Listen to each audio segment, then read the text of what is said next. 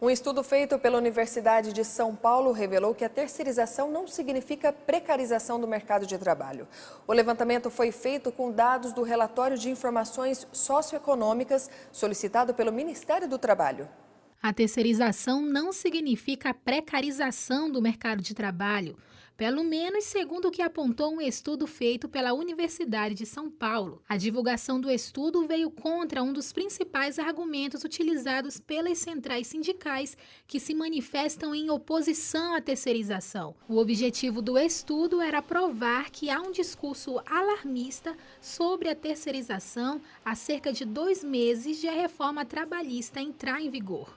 Conforme a pesquisa, o trabalhador que passou para uma empresa terceirizada teve uma perda salarial média de 2,3%. Uma outra descoberta foi a de que quem deixa de ser um prestador de serviço em uma empresa terceirizada e é contratado diretamente, registra ganho salarial médio de 4,7%. Os pesquisadores também declararam que apenas 6% dos cerca de 50 milhões de trabalhadores formais são terceirizados atualmente. Na prática, são 3 milhões de pessoas e não 13 milhões de trabalhadores terceirizados, como dizem os sindicatos. A Secretaria de Estado da Saúde de São Paulo iniciou nesta semana uma campanha para atualizar a carteira de vacinação das crianças e adolescentes até 15 anos de idade. Veja. Estão disponíveis doses contra 18 tipos de doenças diferentes, como a tuberculose, a febre amarela e o sarampo. O objetivo é colocar em dia a carteira de vacinação de mais de 9 milhões de crianças e adolescentes. Essa campanha vai acontecer até o dia 22 de setembro nos postos de vacinação. Mas no dia 16 de setembro haverá um mutirão das 8 da manhã às 5 horas da tarde em 5 mil postos fixos e volantes no estado de São Paulo. E se a criança tiver perdido a carteira de vacinação, a Secretaria de Saúde recomenda que os pais ou responsáveis vá até o último posto de saúde onde a criança recebeu a última dose, a última vacina, para contabilizar, verificar quais vacinas a criança já tomou e quais ainda faltam tomar. Segue o repórter setorial. Pesquisadores de uma universidade no Reino Unido revelam que obesos saudáveis e magros doentes têm maior risco de doenças cardiovasculares. De acordo com os médicos, um obeso considerado saudável é quando, apesar do peso elevado, não há indícios de doenças como diabetes, hipertensão e colesterol elevado. Do mesmo modo, o fato de uma pessoa ser magra não implica que ela esteja livre do risco de desenvolver a doença, pois magros com doenças metabólicas também fazem parte do grupo de risco. Fique agora com a última parte da entrevista de hoje.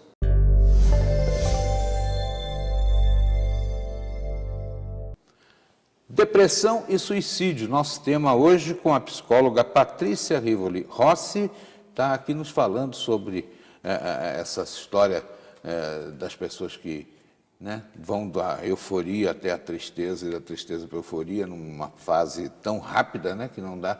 E eu te perguntei se era possível a gente detectar algum sintoma de alguém que de uma depressão quer partir para o suicídio ou se o fator surpresa é realmente o mais primordial. Mas antes eu queria te perguntar uma coisa. Quem se mata mais entre o homem e a mulher? A estatística de suicídio acaba sendo maior, de suicídio efetivo, para a população masculina. A população feminina é interessante. Os homens têm maior comportamento suicida, de fato. As mulheres têm maiores tentativas.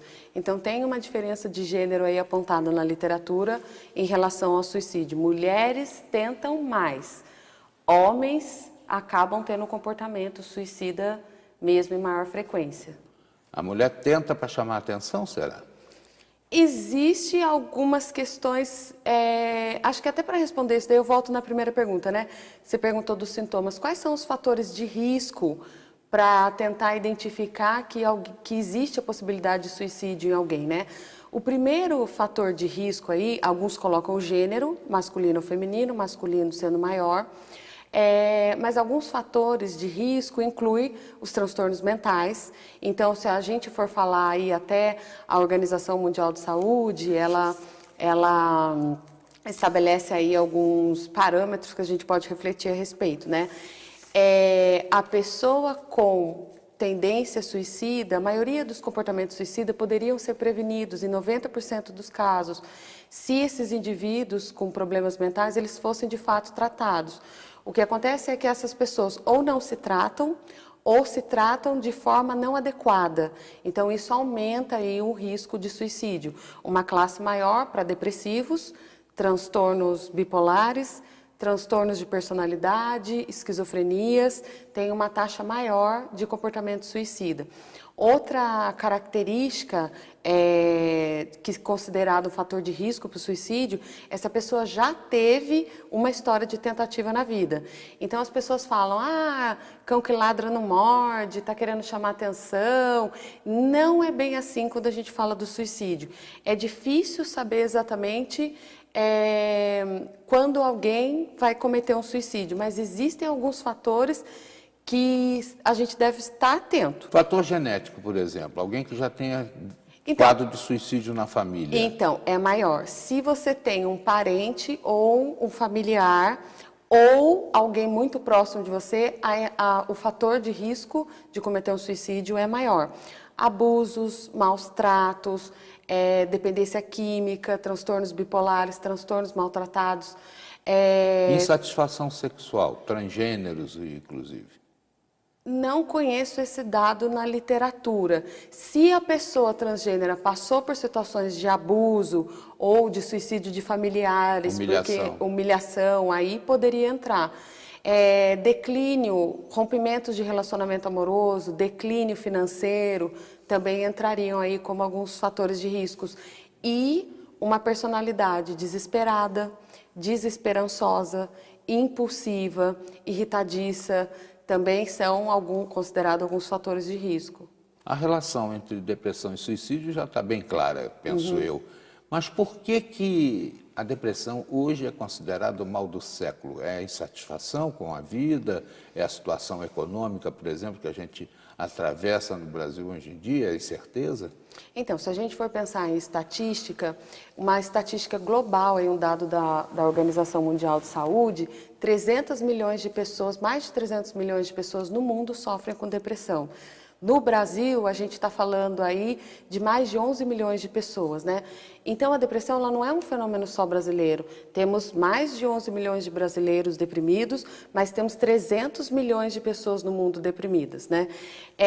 Então, a depressão ela pode ser considerada aí um fator de saúde pública, social e uma questão cultural, né? Qual tem sido o arranjo cultural? Como que tem sido as nossas práticas educativas, as nossas práticas de convivência sociais e como elas podem interferir em um sujeito deprimido. Então, por exemplo, você falou do mercado de trabalho, né? Concorrência, desemprego. Se a gente for pensar, os recursos não estão disponíveis no mundo para todas as pessoas. Tem pessoas que sofrem com escassez de alimento, escassez afetiva, escassez de recursos mesmo, água. De atenção, de carinho. Eu tenho a impressão que realmente a falta de atenção e de carinho podem levar também a essa situação. Tanto é que temos aí esses serviços por telefone, Telepaz, CVV, né, que dão um certo gás para a pessoa que está desesperada. Na estatística que vocês fazem na área psicológica, que ponto merece um serviço desse de aconselhamento? Então, o número de procura, esses serviços tem aumentado e teve um boom, inclusive, de procura, principalmente na época que estava aquela discussão dos jogos da baleia azul, que envolviam aí jogos relacionados ao suicídio, a série que retrata o suicídio, que muitos jovens assistiram. Mas uma coisa interessante de falar a Organização Mundial da Saúde, nesse ano, lançou uma campanha em abril, no Dia Mundial da Saúde, uma campanha sobre depressão, porque em 2020 estima-se que a depressão vai ser a doença mais incapacitante do mundo, a segunda maior incapacitante. E o título da campanha é Depressão, vamos conversar? Então, ou seja, ouvir alguém que está se sentindo muito mal, sem julgamento, oferecendo ajuda, encorajando a pessoa a procurar um tratamento, isso tem ajudado diversas pessoas. Então, essas organizações que oferecem uma escuta sem julgamento têm produzido aí um alívio na dor dessas pessoas que recorrem a esses serviços. Patrícia Rivoli Rossi, psicóloga, hoje nos ajudou a refletir a respeito da depressão e o suicídio. E a coisa não é para brincadeira não, tanto é que um mês inteiro está sendo dedicado aí a essa discussão. É o Setembro Amarelo que nós estamos vivendo agora e tivemos a oportunidade de prestar esse esclarecimento a você aí em casa. Fique agora com o plantão da redação. Algumas unidades de conservação do estado de São Paulo em Campos do Jordão foram incendiadas nesta terça-feira. O fogo atingiu a estação experimental, a estação ecológica, a reserva biológica de Mogi de Guaçu, do Instituto Florestal, do Instituto de Botânica e o Parque Estadual de Campos do Jordão.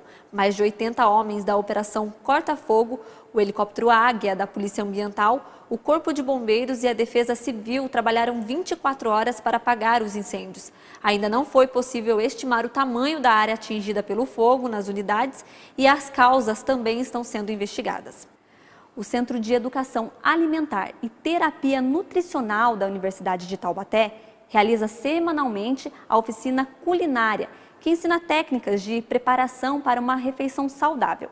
A oficina é gratuita e os interessados em participar precisam se inscrever na Secretaria do Centro, que fica na Rua Marechal Arthur da Costa e Silva, número 1055, no centro de Taubaté, ou pelo telefone 3632-0197. Veja como fica o tempo amanhã em algumas cidades.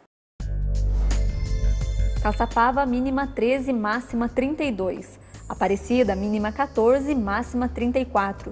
Cruzeiro, mínima 14, máxima 34. E São Sebastião, mínima 16, máxima 22 graus. Nesta edição você viu: população de Pindamonhangaba ganha bicicletas para passeio gratuito no parque da cidade. 1 em cada 5 mães brasileiras sofrem de depressão pós-parto. Novas regras do Plano Safra 2017-2018 têm a intenção de facilitar o crédito para pequenos e médios produtores. O desemprego é o principal medo do brasileiro em meio à crise. E estes são alguns dos destaques mais importantes desta edição. Você pode rever todas as nossas reportagens em nosso portal repórtersetorial.com. Acesse, compartilhe. Visite também nossa página no Facebook, Instagram e o nosso canal no YouTube. Temos um encontro marcado de segunda a sexta ao meio-dia e aos sábados e domingos às 11 da noite. E lembre-se, a boa notícia é: quando Jesus voltar, todo olho verá.